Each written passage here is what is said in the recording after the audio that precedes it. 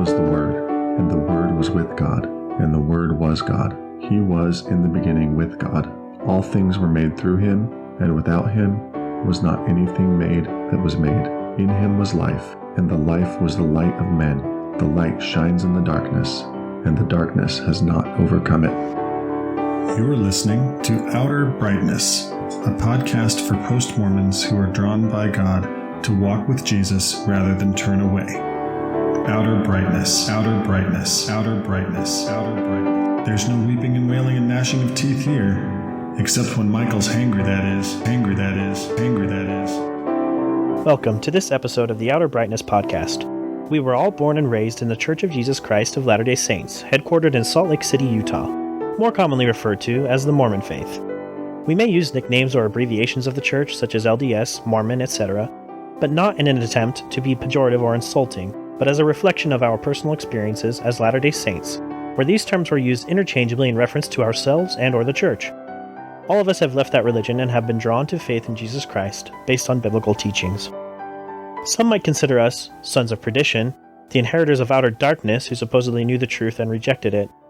The name of our podcast, Outer Brightness, reflects the Gospel of John, chapter 1 in the Bible, specifically verse 9, which calls Jesus the true light, which gives light to everyone. We have found life beyond Mormonism to be brighter than we were told it would be, and the light we have is not our own. It comes to us from without, thus outer brightness. Making the transition from Mormonism to broader Christianity can be exciting, scary, confusing, challenging, and ultimately life-giving. Our aim here is to share our journeys of faith and what God has done in our lives in drawing us to His Son. We'll have conversations about all aspects of that transition, the fears, challenges, new beliefs, surprises, and joys. We're glad you found us, and we hope you'll stick around. I'm Matthew, the nuclear Calvinist. I'm Michael, the ex-Mormon apologist. I'm Paul Bunyan. Let's get into it. Well, listeners, welcome back to the Outer Brightness podcast. This week we're going to be talking to Michael Flournoy and learning a little bit more about him. He's going to share his story with us. It says he's unavailable. Maybe we can do his interview without him. I can fill in the blanks. Well, you know his whole history. You could do it. I know some of it. I'm sure I don't know all of it. All right, Michael, are you ready? Were we doing something today? Well, Matthew and I, when you hadn't shown up, we were like, well, should we do his interview without him? Oh, that would be awesome. You just pull clips from other things that I've said in the past. We should have done that. There's enough videos out there. Yeah, we could have made a Michael Flournoy soundboard, where there's a button you click and it's like a phrase. We could string entire sentences together. Yeah, that would have been awesome. Could. Actually, we should just go ahead and make that. Then if I'm for all of us, if one of us gets sick or something, just the show goes on. Someone's listening and they're like, it sounds like he's repeating the same word over and over. Is he okay? It's we actually just have 3 phrases each. Yeah. That'd be awesome. Yeah, I think I'm ready. I mean, it's just my life. I think I know it since I lived it. So yeah, I'm ready. Michael, why don't you tell the listeners about your upbringing? Where were you born? Was your family always LDS? How did your family practice the religion? Just take us through some of that. So I was born in Alice Springs, Australia.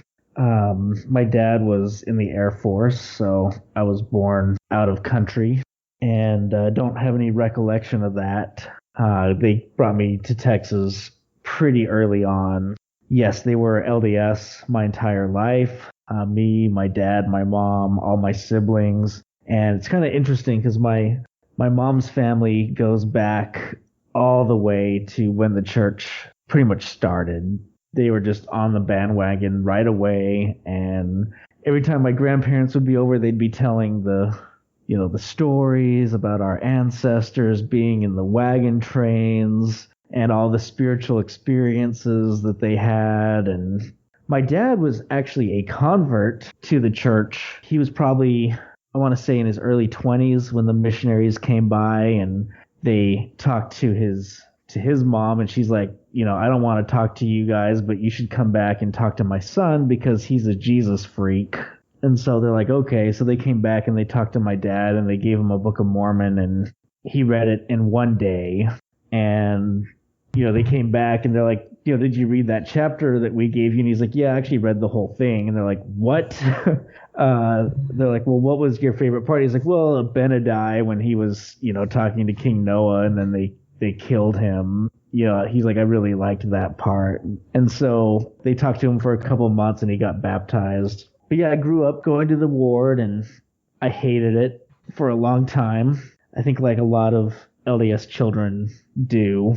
I mean, it was 3 hours of church, right? And for at least an hour of that, you're just sitting there in sacrament meeting. And it's very boring when you're a child.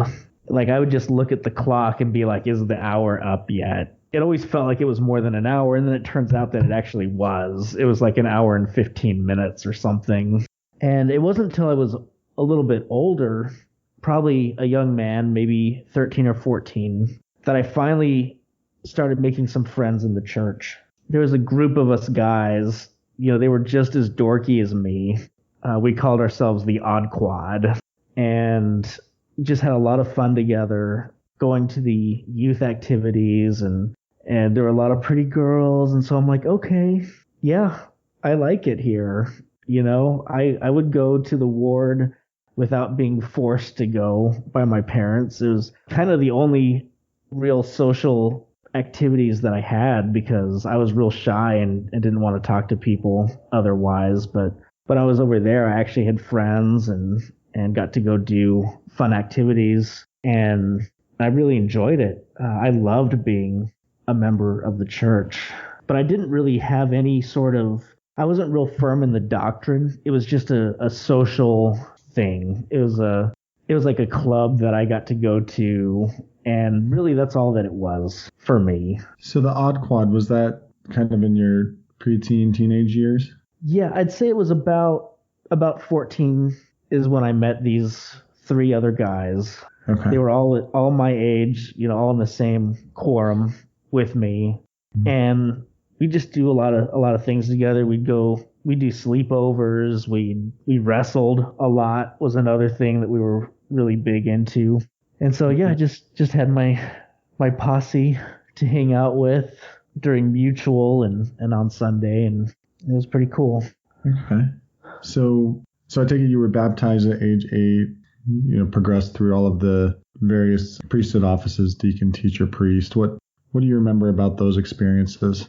Well, my baptism brings back some traumatic memories for me because my dad was telling me for weeks that he was going to have to hold me down for an extra long amount of time to wash away all the sin from my life. And That's such a dad thing to do. Yeah, I kind of knew that he was joking, but then the day of the actual baptism came, and I wouldn't go down in the water. And I think he was a little embarrassed. He's like, hey, like, it's okay. Like I was just kidding. And yeah, I wouldn't go down in the water. And my dad was trying to coax me to go down. They actually had to close the curtains and make it a private baptism and kind of come back there. And my dad had to like reassure me that he was joking and that it was okay. That actually ended up traumatizing me so much that when I went on my mission later, I didn't baptize a single person because I didn't want to get back in the baptismal font. Wow. So how do you feel about that now? Well, I mean, after I accepted Christ, I had no problem jumping back into the baptismal font at all. I remember on my mission, we baptized people, but I always made sure that I had a member doing it, which they said was better anyways because they needed somebody that they were bonded to. And I'm like, that's what I'm doing. I'm just bonding them to the members of these wards. And the reality was I just didn't want to get wet. Did you have like a more general fear of water as a kid with swimming or anything like that? I know my sister did, but I'm just curious if you did. No, I never had any issue jumping in a pool or anything like that. I just didn't want to go into the baptismal font. And I think a lot of it wasn't just that, but it was also, I never really felt like I was worthy. And of course, to perform ordinances and to use the priesthood, you have to be worthy to do it. And I never felt like I really was. And so I think that was another one of the fears that I had. Well, that's probably because you didn't let your dad hold you under the water long enough. It's true. I mean, I probably would have drowned if I had. I mean, let's be honest here. But yeah, I did. I went and I became a deacon and received the Aaronic Priesthood and became a teacher and a priest at 16. And I don't remember a lot going on during those years. I remember they went and got me my patriarchal blessing, which is such a big deal when you grow up in the church. It's like those movies like Hunger Games, where they say what, or not Hunger Games, but like some of these movies where they say what your job is going to be for the rest of your life. And so like what house you're going to be in Harry Potter type of thing? Yeah, kind of like that. Yeah, it's a big deal. And so I went, and it was a really generic blessing that I received. It basically, I think half of it really just talked about stuff before my mission, like, oh, you're gonna, go through seminary, and it's such an important thing. And by the time I went on my mission, half of the stuff in my patriarchal blessing was invalid. It was stuff that had already happened, and it was just very, I don't know. I thought I was expecting something big, and it was almost nothing but general statements that they could have made about anybody.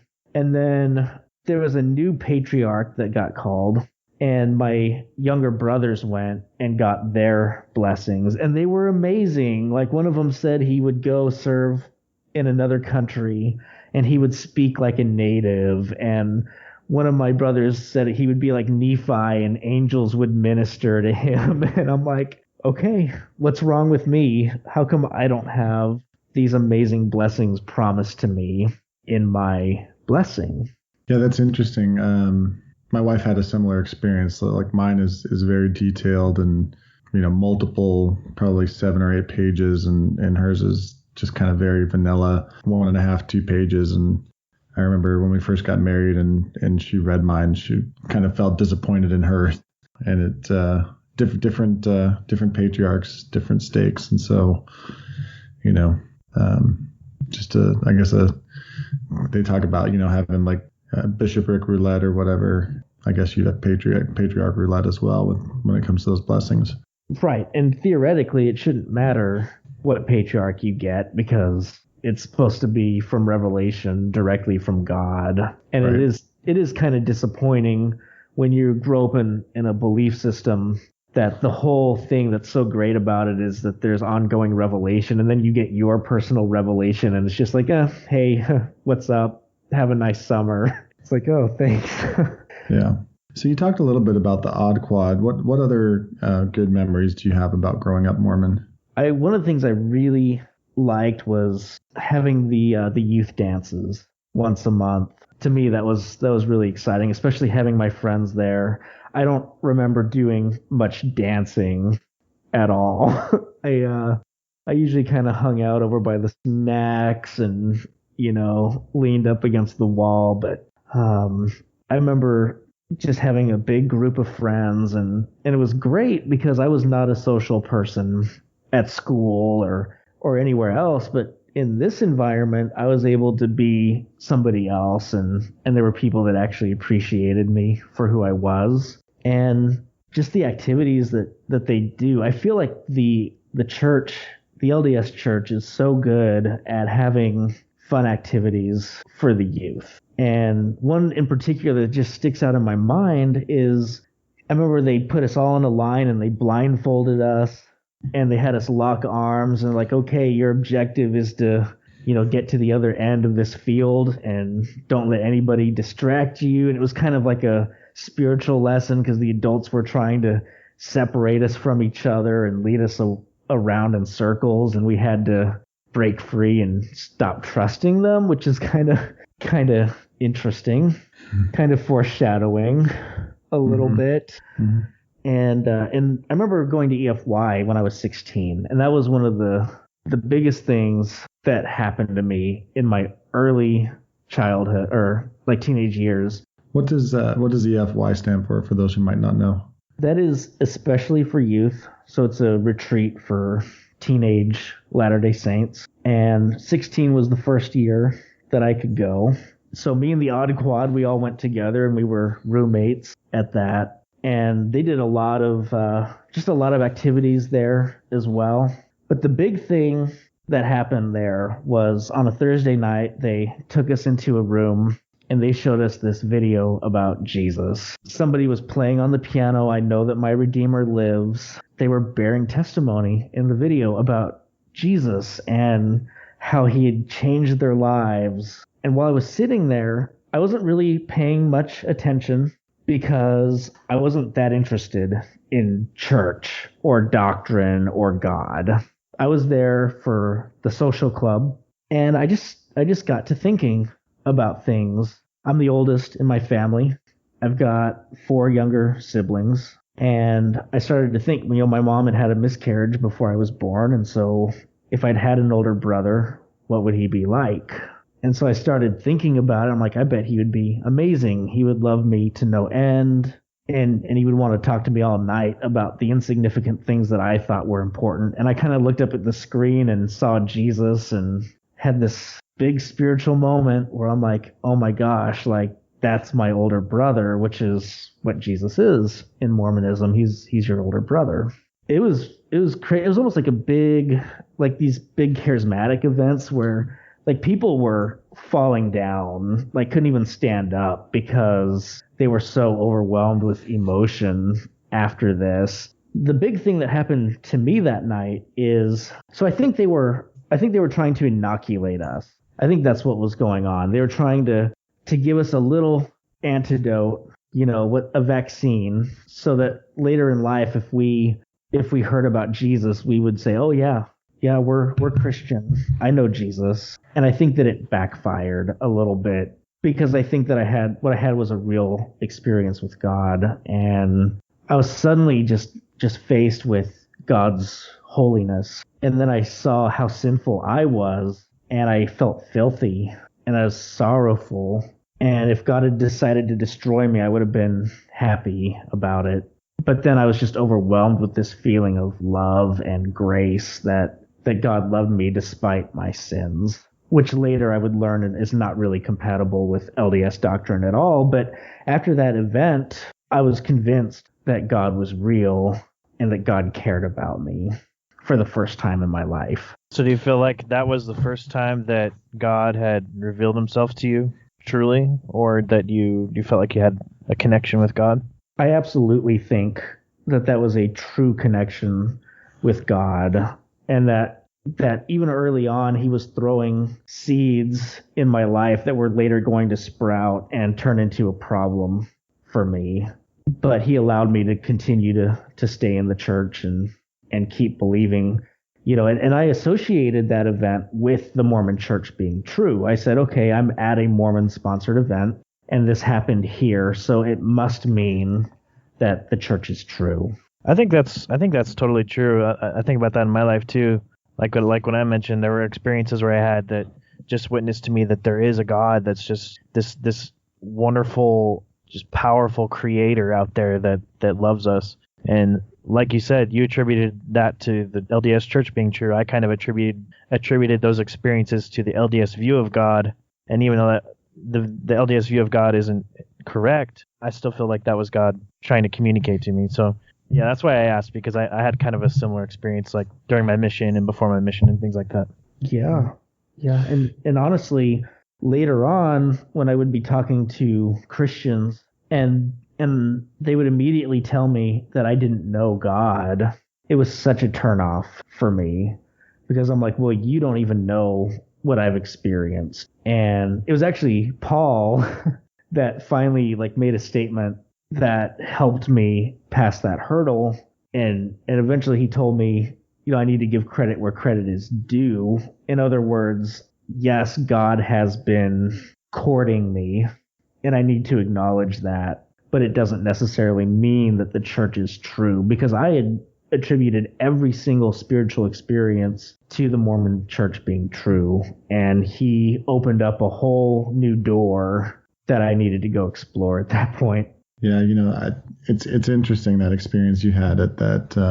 And it's funny. I always want to call it Christ in Youth, but it's especially for youth retreat that you were at, and what you said about realizing that the sense that that God loved you in spite of the fact that you were a sinner, and that not really being compatible with LDS doctrine. I remember one time preparing to give a talk in sacrament meeting. It was when I was a young adult, after I was married. We had 3 kids at the time, and I was up late, the week before preparing. And, in the LDS church, there's kind of lip service given to, well, we study each of the standard works once every 4 years. But if you follow, if as a member of the church, you follow the reading guide that they give you, you certainly don't read all of the New Testament or all of the Old Testament in those years. You read, what is presented to you to read. And I remember coming across this passage in Romans when I was preparing that talk, Romans 5:8, but God shows his love for us in that while we were yet sinners, Christ died for us, and decided to put that in my talk. And I remember having a similar experience to you, Michael, where I was like, that doesn't really fit, does it, with what LDS doctrine is about the way that repentance works and the way that worthiness is supposed to work. But it was one of those experiences where I came upon this Bible passage that I'd not seen before. I mean, I'm sure I read it because I know I read through the whole New Testament on my mission, but it's just one of those things where it didn't jump out at me, and you're not going to see something like that on a regular basis, because you're just, as a Mormon, you're just not in the Bible that deeply. If you're just kind of following the teaching curriculum that's kind of given to you. Yeah, and you're not really conditioned to think that way. So even when you do come across passages of scripture like that, like I would tend to just kind of glaze over things. Like as a believer, I look through Romans and I'm like, this is completely new material, and yet I know I've read it before, right. But it's like a completely new book. Yeah. It's like you read it, but you think to yourself, and even if you recognize what it's saying, you kind of think to yourself, it can't mean that. It's got to mean something else. Matthew, did you have any other questions for Michael? Oh, I'm just trying to think, just trying to soak it all in. It's really interesting to hear about this experience you had. So you were 16 at the time, you said, right? Yep, 16. I was gonna make a joke earlier, asking if you went to EFY so that you could pick up the girls there. Yeah, I've never been to EFY, but I heard that's kind of what happens a lot of times. I did almost have a romance at EFY. Didn't work out. I ended up giving this girl like a little love note, and then she was reading it with all her little girly friends, and then I ended up getting really scared and ran off, and it didn't work out. So confession time. I never heard about EFY until I was on my mission. And that could be partly because I was largely inactive during my teenage years. But I did go on like pioneer treks and to scout camps and youth conferences, but I'd never heard of EFY until I was on my mission. And I was talking to one of my mission companions, and he had a cassette tape of music from EFY that he was listening to one day, and I asked him what EFY was, and he explained it. I was like, man, I totally missed out on what might have been the best experience of my teenage years. Yeah, you did. You totally missed out. Yeah, I didn't hear about that either. Like I'd heard something about it, but I don't know. I'm kind of glad because I heard that some kids got in some crazy stuff at EFY. It was kind of like there wasn't really a whole lot of adult supervision, right? It was kind of like you sort of had some people around there, but it was kind of like had a lot of time to yourself. At least this is what I'm hearing secondhand. Yeah, it was a lot of freedom. There were a lot more kids than there were adults. So there was no way for them to really keep that close of an eye. I mean, we had like 2 counselors, and that was really it. I was pretty straight-laced at the time. So, I mean, me and my friends were goody two-shoes, and we didn't do anything crazy. But I heard stories like that too. See, Michael's getting to know Jesus at EFY and scoping out the ladies, and I'm marching through the desert, the western Utah desert, pulling a handcart. So. There's a funny story is that I did the handcart thing too, and one of my friends that lived like right next door to me, he claimed that he had a sprained ankle or was tired or something, so we had to push him in the handcart the whole way. But really, all he wanted to do was play Pokemon on his Game Boy, so we didn't have to push the handcart. That's awesome. So, Michael, this experience at EFY, were there other experiences besides that one, or any other times when kind of religion and God became real for you? Not really. Things didn't start to get real for me until I was preparing to go on my mission, because one of my friends, maybe 2 of them actually, from the Odd Quad went before I did. One of them was actually a year older than me, and so he ended up going. It's like, okay, once my friends kind of started dropping away, I'm like, this thing that I'm supposed to do for 2 years is coming up, and that's a big deal. Actually, seminary was another thing. I'd go there every morning at the break of dawn to learn the LDS doctrine, and for the first 3 years of high school, I just joked around with my friends and was a total nuisance. And then in my senior year, I had a teacher, Sister Almond, and she really got me interested in the scriptures. And it was one of those things where I'd get there in the morning and she'd be in my seat, and she would not let me have my seat until I beat her at a scripture chase or quoted a scripture or something of that nature. And so it kind of made it fun for me. And I actually started kind of getting into the scriptures a little bit more, and actually read the Book of Mormon for the first time before my mission, and I didn't get anything out of it at all. But I kind of just ignored that and turned in my papers and got ready to go on my mission. And I was working at a thrift shop right before my mission, and somehow we ended up getting the elders from our ward to come as volunteers and help me break furniture that nobody wanted in the back parking lot with an axe and a sledgehammer. So that was a lot of fun. But I really looked up to these guys, and I wanted to be like them. And I kind of started wanting to be out there and be a missionary. Was going on a mission something you'd always planned to do? You kind of mentioned that when one of your friends from the Odd Quad went, that it was like, oh, here's this thing. Was it something you'd always planned to do, or did you kind of decide to go in your late teen years? It was a big struggle for me to decide to go. I had not planned on going one way or the other.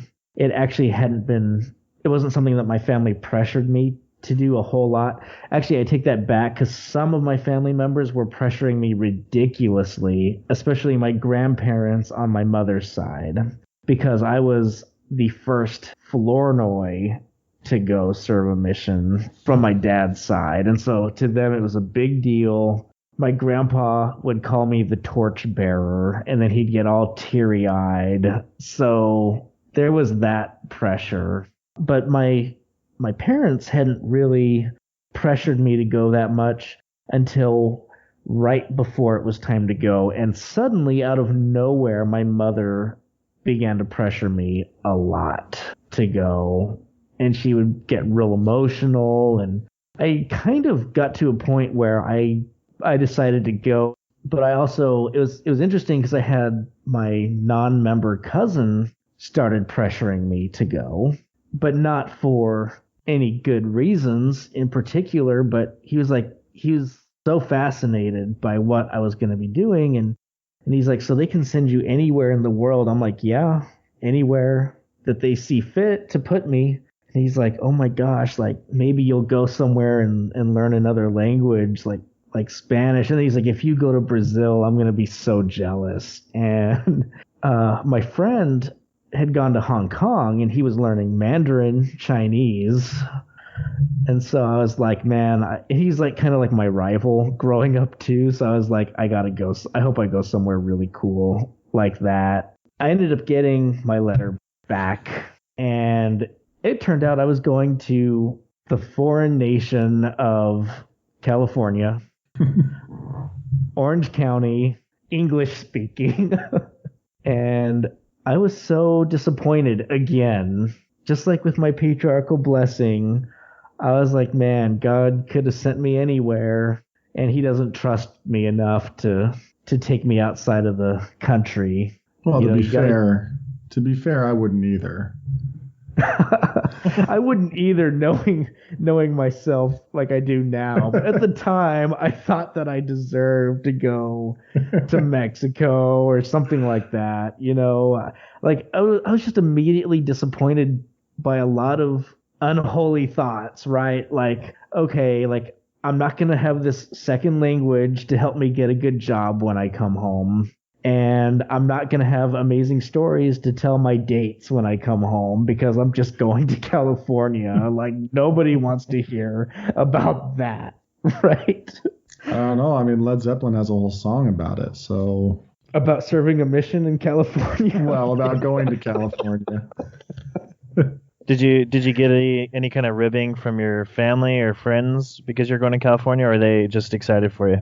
No, they were just excited for me to go. My mom did say that she was disappointed as well initially, but then she prayed about it and God confirmed to her that that was exactly where I needed to go. And so she told me that there was somebody there waiting and I had a purpose and I just needed to trust God and that it was going to be great. I ended up going at 19 to the Missionary Training Center in Provo, Utah. And I really liked the Missionary Training Center. The only thing I didn't like about it was that being from Texas, I was not used to the climate in Utah. And I'm lucky I went in April, so it wasn't too bad. But there was no humidity, so I would wake up in the middle of the night with bloody noses. I would probably get like 3 of them a day and just have to run to the restroom and fix it because it was just a tough issue for me there. And then it turned out it was because I wasn't drinking enough water because I was just like slurping down all their sodas and blue Jello that they have at the MTC.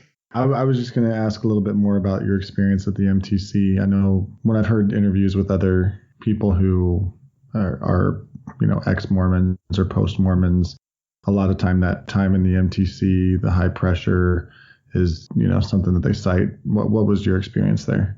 When I first got to the MTC, I was really nervous. I was like, okay, it's like that moment where you realize, like, okay, I'm a huge introvert and I am going on a mission. Like, what am I thinking? In fact, I remember looking at myself in the mirror right before I left and thinking, I'm never going to stand in this spot again. Like, my life is over. 2 years is never going to pass. And I get to the MTC and I'm really nervous. And I find my district, the other group of missionaries that I'm there with, and they were all really chill people. I really liked my district. They were friendly, made me feel at ease. But they were a bunch of Utah Mormons. And I realized real quick that I did not really fit in with that group, especially once we started practicing teaching. Because unlike me, these guys knew their stuff. They even knew the myths, but they could talk about it so well, like it was absolutely true. Like, oh, the star, when they were looking for Jesus, it was a brand new star being created, which I'm like, where did you find that? Is that hidden in the Doctrine and Covenants somewhere? When you said myths, I thought you were talking about like the stories about the 3 Nephites or something like that. Like the urban legends. Yeah, I mean more like quasi-doctrine as well as, the real doctrine of the church. And they were just so much more well-versed in it, and they were interested in the theology. And I was like, oh, wow, I actually was really intimidated because I couldn't teach worth a darn and I didn't really know anything. They would practice teaching and it was so eloquent compared to me. They just seemed like they knew what they were doing. And I was like, man, I'm never going to catch up to these guys.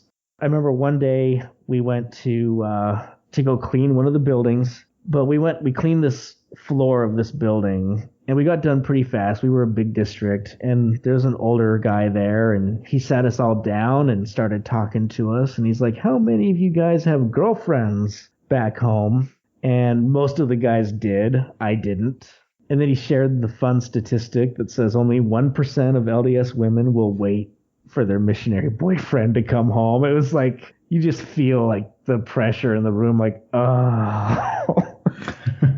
And then he goes, but I have found a way to make it 100%. And then he goes into this long story about how when he was on his mission, him and a bunch of the other missionaries made a covenant with God that if they would serve him the way he wanted them to, that he would protect their relationships. He said everyone who did that went home and married the girl who was waiting for them, except for one of them.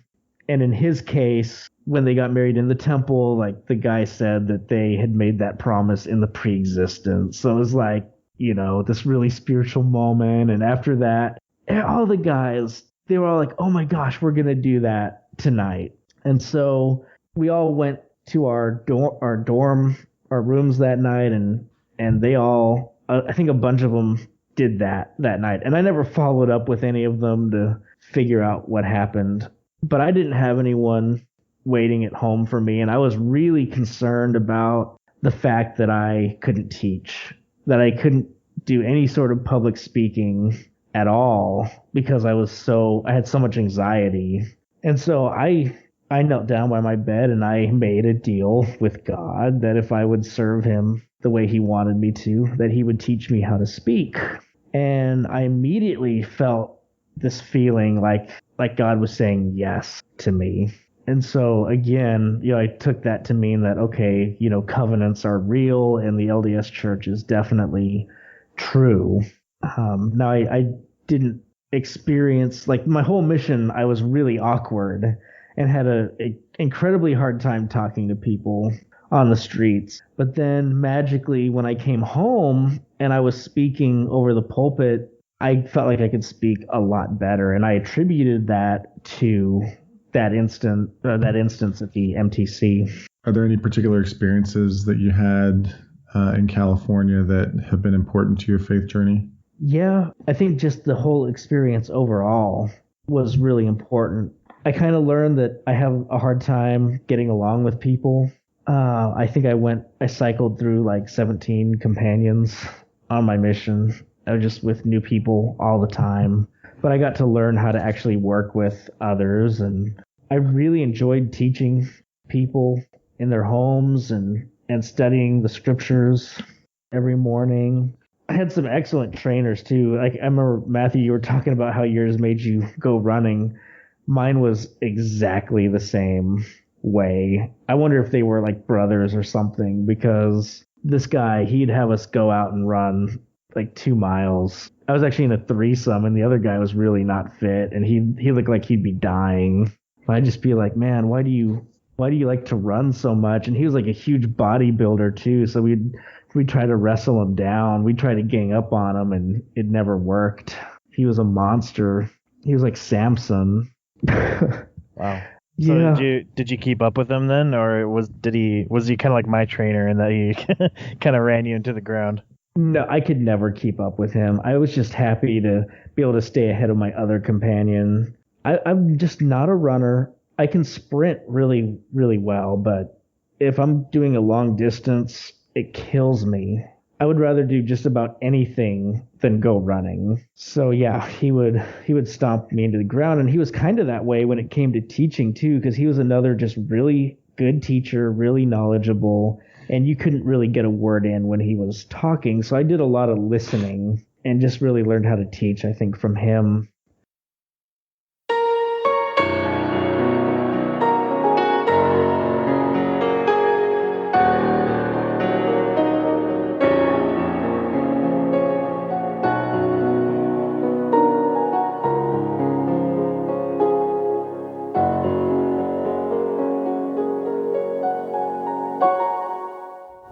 Thank you for tuning in to this episode of the Outer Brightness podcast here on our YouTube channel.